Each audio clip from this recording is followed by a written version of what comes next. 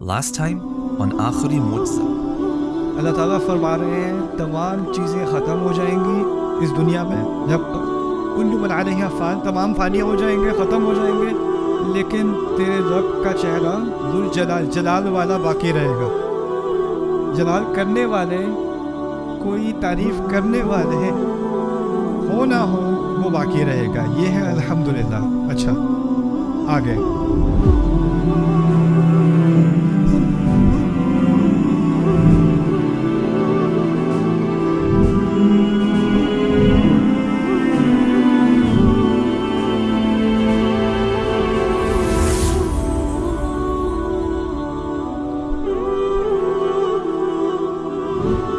حکم بھی ہو سکتا تھا، احمد اللہ کی حمد کرو۔ باقی آگے سورۃ البقرہ میں آئے گا یا ایھا الناس اعبدوا ربکم، انسانیت اپنے رب کی عبادت کرو۔ اسی طرح فاتحہ کے شروع میں بھی کہا جا سکتا تھا انسانیت اللہ کی حمد کرو۔ اس کو سمجھنے کے لیے میں آپ کو آسان سی مثال دیتا ہوں۔ آپ میں سے کن کے بچے ہیں؟ اوکے، جن کے بچے ہیں، آپ نے اپنے بیٹے سے کہا بیٹا پانی لا دو، حکم دیا نا پانی لا دو۔ اب اس کے پاس اب دو اختیار ہیں، یا تو وہ لائے گا یا تو وہ لائے گا۔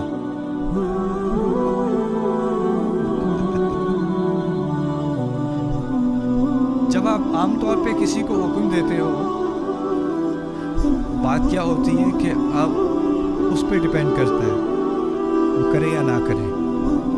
وہ کرے گا تو ہوگا، نہیں کرے گا تو نہیں ہوگا۔ اللہ تعالیٰ نے اگر ہم کا حکم دیا ہوتا نا تو بات کس پہ ڈیپینڈ کرتی؟ ہم کریں گے تو ہوگی، حکم ہم نے نہ مانا تو کیا ہوگا؟ نہیں ہوگی، نہیں ہوگی۔ تو عبادت تو نہیں ہوگی اگر ہم اب نہیں بنیں گے اعبدو، لیکن ہم کرو نہ کرو ہوگی۔ اس کا تو میرے اوپر ڈیپینڈ نہیں کرتی وہ چیز۔ تو اسی لیے احمدو اور حمد للہ بھی اس درجے کے نہیں ہے جس درجے کے الحمدللہ ہے۔ اچھا ہم سے آگے تھوڑا آگے بڑھتے ہیں۔ اللہ تعالیٰ کے بہت سارے نام ہیں، ان میں سے کوئی نام بتائیں مجھے جو آپ کو بتاؤ۔ الرحمن، اچھا، اور الملک، القدوس۔ اگر میں کہوں الحمد للرحمن غلط ہے؟ الحمد للملک غلط ہے؟ الحمد للخالق، الحمد للرحیم، الحمد للحکیم، الحمد للہادی، الحمد للمتکبر، الحمد للجبار، الحمد للوہاب، سب صحیح ہے نا؟ کیونکہ یہ تمام کس کے نام ہیں؟ اللہ تعالیٰ ہی کے نام ہیں۔ لیکن ان تمام ناموں میں سے اللہ تعالیٰ نے ایک نام کا اختیار کیا ہم کے ساتھ۔ الحمد للرحمن نہیں کہا، یہاں تک کہ آپ اللہ کا لفظ نکال بھی دو نا تو عربی کے اعتبار سے بات پھر بھی سمجھ میں آ جائے گی۔ الحمد لرب العالمین الرحمن الرحیم مالک یوم الدین، اللہ کا لفظ نکال دیا، بات پھر بھی سمجھ میں آ رہی ہے۔ تو اللہ کے نام کا لفظ یہاں پر اس کا کیا فائدہ ہے، یہ سمجھنے کی کوشش کریں۔ پہلی بات، جب کسی سے آپ کا تعارف ہوتا ہے نا، پہلی بات کیا ہوتی ہے؟ نام۔ بعد میں آپ کے بارے میں تفاصیل۔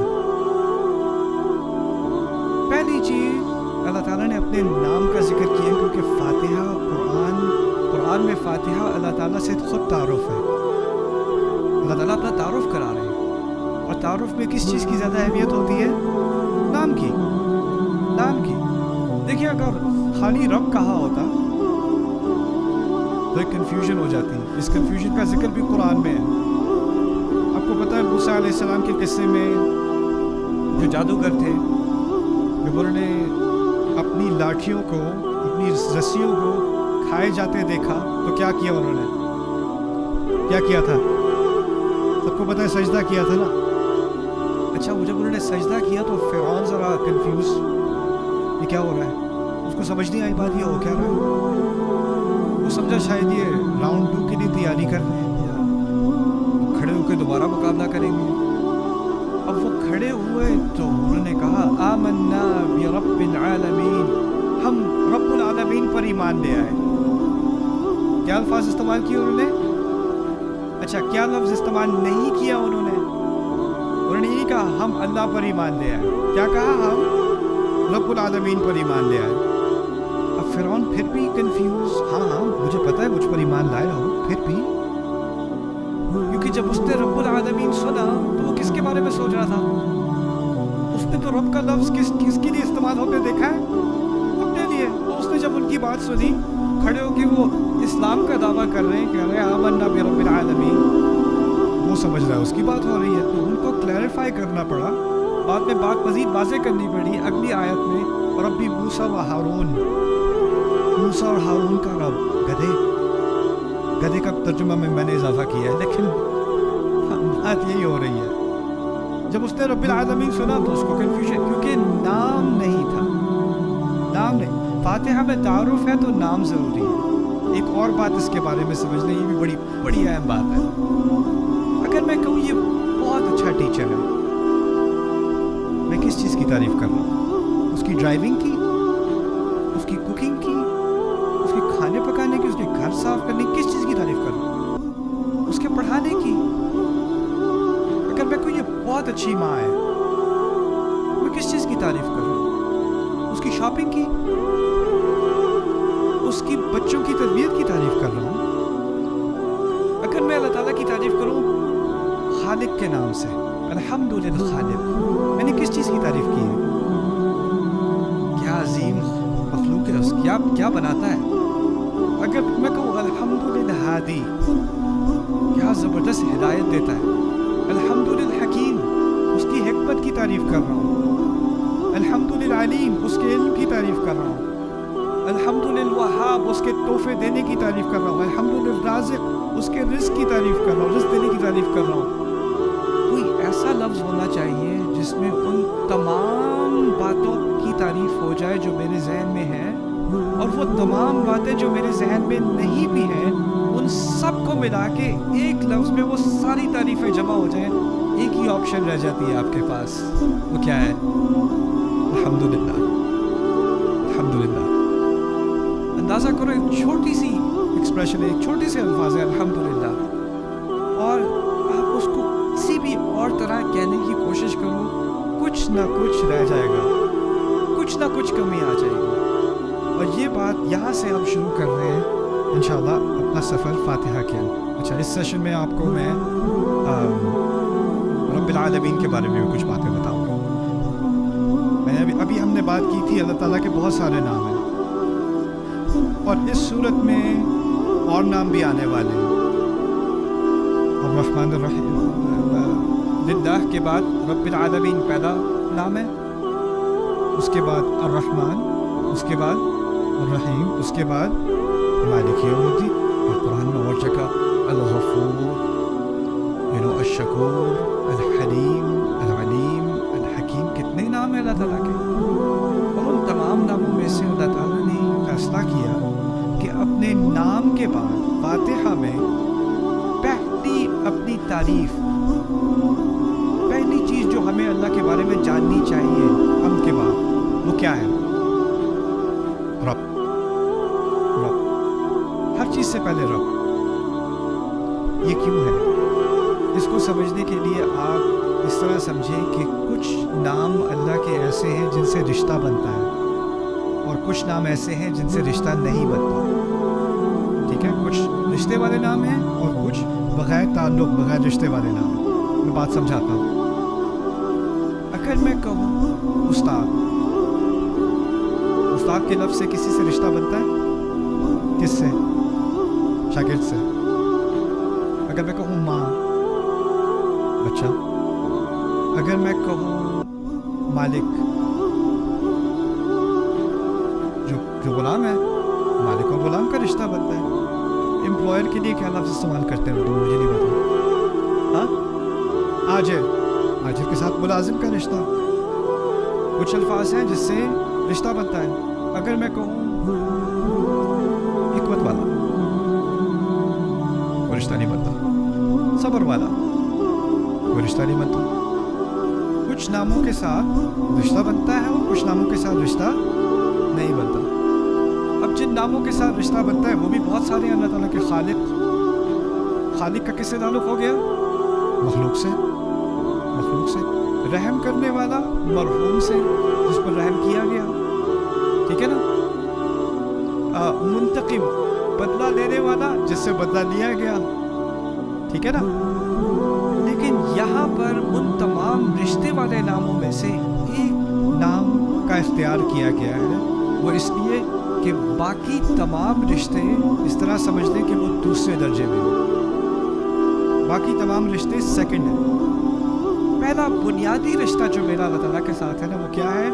उस रिश्ते में अल्लाह ताला का क्या रोल है? रब। क्योंकि लफ्ज़ अल्लाह में रिश्ता नहीं है, लफ्ज़ अल्लाह में अल्लाह ताला के तमाम औसाफ इकट्ठे हो गए, अभी रिश्ता कायम नहीं हुआ, अभी अल्लाह ताला से कुछ तारुफ हुआ है, लेकिन अब रिश्ते की बात हो रही है। मेरा उससे ताल्लुक़ क्या है?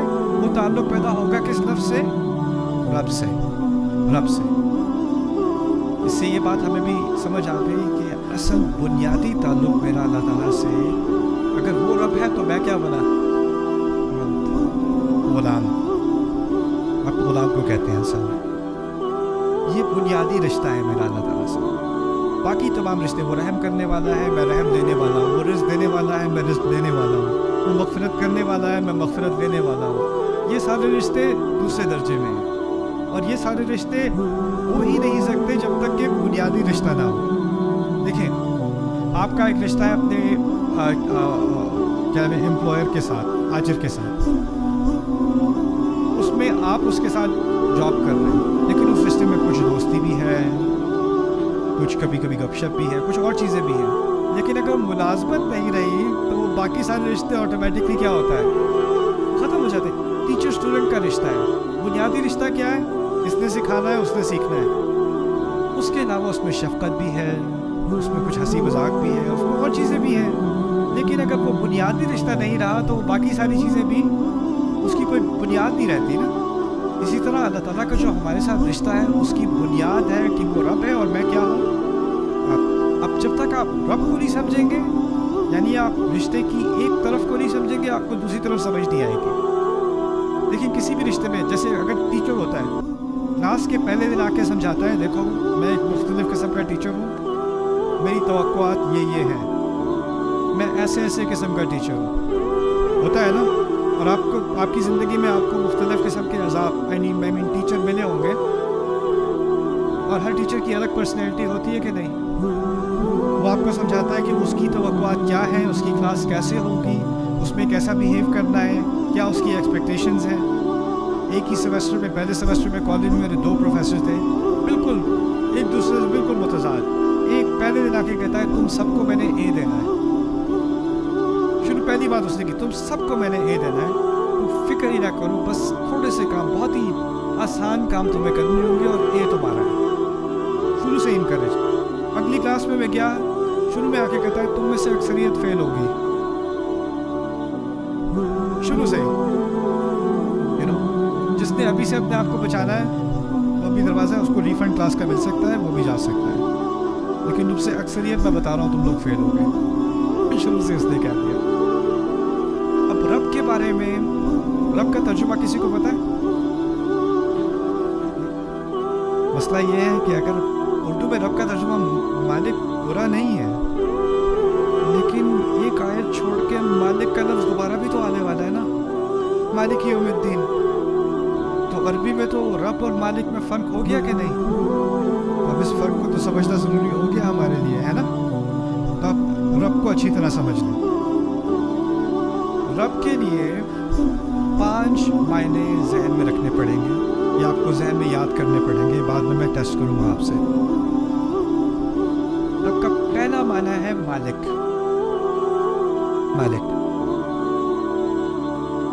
दूसरा माना है, अरबी में बता रहा हूँ, उर्दू में तर्जुमा बाद में करेंगे, अरबी लफ्ज़ सीख लें थोड़े से। पहला लफ्ज़ क्या है? मालिक। दूसरा लफ्ज़ है सैयद, सैयद। ये उर्दू वाला सैयद नहीं है, सैयद साहब। सैयद अरबी में कहते हैं सरदार को, सरदार को, जिसकी अथॉरिटी होती है ना। पुलिस वाला जब आपको रोकता है ना, तो उस वक्त वो सैयद होता है। जब कोर्ट में आप होते हैं और जज बैठा होता है ना, तो उस वक्त जज क्या होता है? सैयद होता है। हुक्मरान भी एक तरह का सैयद होता है। कबीले का जो बड़ा होता है वो भी सैयद होता है, घर का बड़ा भी सैयद होता है। तो सैयद उसको कहते हैं जिसकी कोई ना कोई सरबराही हो, उसकी अथॉरिटी हो, ठीक है ना। पहला मायना क्या था? मालिक। दूसरा क्या था? सैयद। तो सैयद के मायने सरबराह या सरकार। ओके। तीसरा मायना है मुनइम।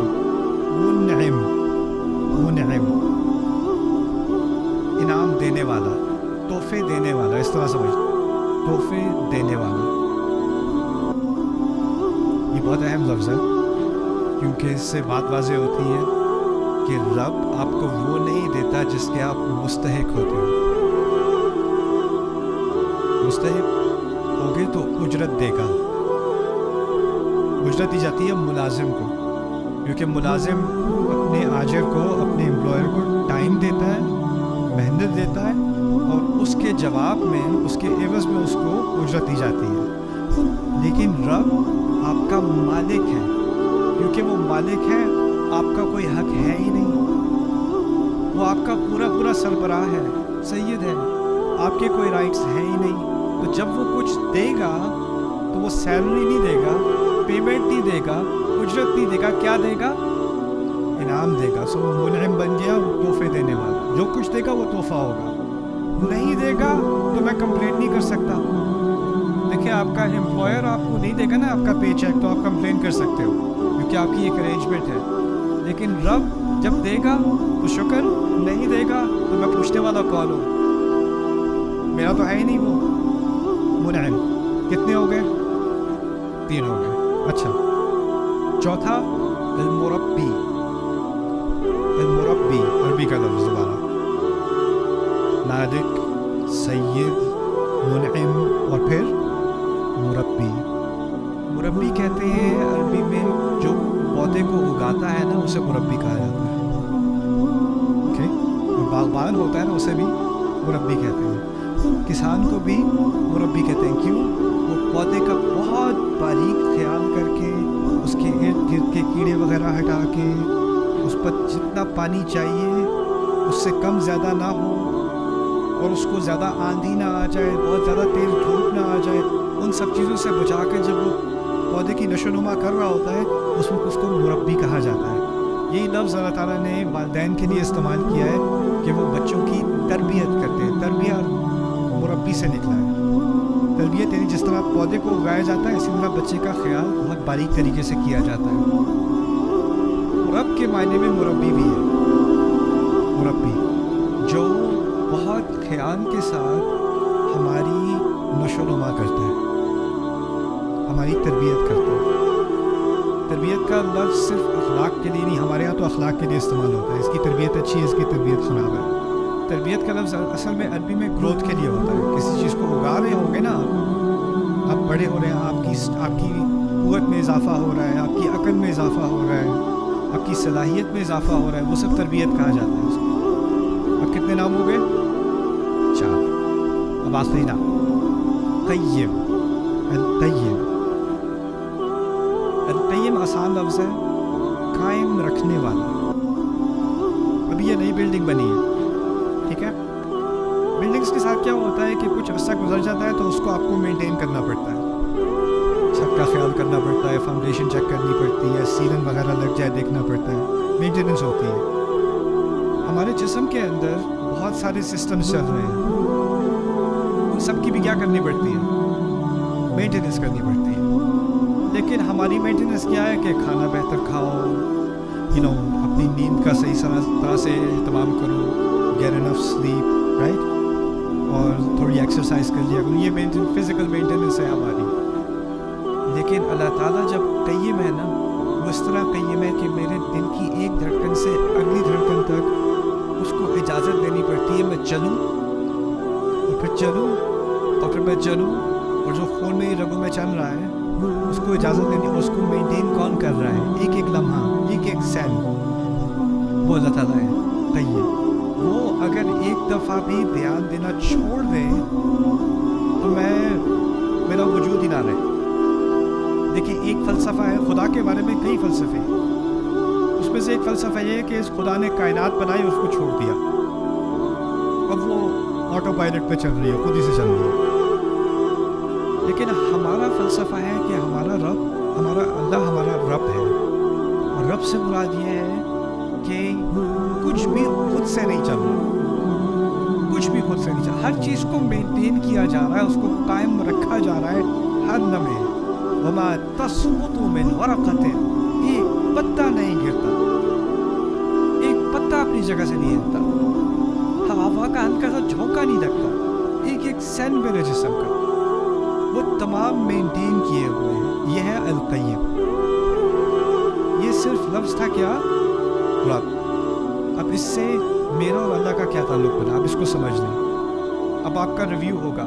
پہلی چیز کیا تھی؟ اوکے، ہم بھی کچھ چیزوں کے مالک ہوتے ہیں کہ نہیں؟ ہوتے ہیں نا۔ اچھا، اگر آپ کسی چیز کے مالک ہو تو کیا یہ لازمی ہے کہ آپ کی پوری اتھارٹی ہے اس کے اوپر، آپ اس کے سردار بھی ہو؟ جیسے فرض کریں آپ گاڑی کے مالک ہیں، کیا یہ ممکن ہے کہ آپ جیسے چاہیں گاڑی چلائیں؟ ایسا تو نہیں ہے۔ کیا یہ ممکن ہے کہ آپ گاڑی کے ساتھ جو چاہے کریں، کوئی بھی آپس میں کوئی آگے سے انٹروین نہیں کرے گا؟ نہ۔ آپ میں سے کچھ ہوم اونر ہے، آپ نے گھر لیا ہوا ہے، کیا یہ ممکن ہے کہ آپ گھر میں جو تبدیلی لانا چاہیں لائیں؟ یا حکومت پیچھے سے آ جاتی ہے، یا سوسائٹی آ جاتی ہے، کہتے ہیں یہ نہیں آپ کر سکتے، یہ کلر آپ نہیں یوز کر سکتے، یہ آپ باہر ایسے نہیں کر سکتے؟ کچھ ریسٹرکشن ہوتی ہے کہ نہیں؟ آپ اون کرتے بھی ہو لیکن پھر بھی آپ کے کوئی ریسٹرکشن ہوتی ہے، نہیں؟ تو آپ مالک تو ہو، سید نہیں ہو، ہوتا ہے کہ نہیں؟ اور کبھی کوئی سید ہوتا ہے لیکن مالک نہیں ہوتا، وہ تو واضح ہے۔ تیسرا نام کیا تھا مالک اور سید کے علاوہ؟ اچھا، کیا یہ ممکن ہے کہ آپ کسی چیز کو اون کرتے ہو، آپ کی پراپرٹی ہے، لیکن آپ اس کا خیال نہیں کرتے؟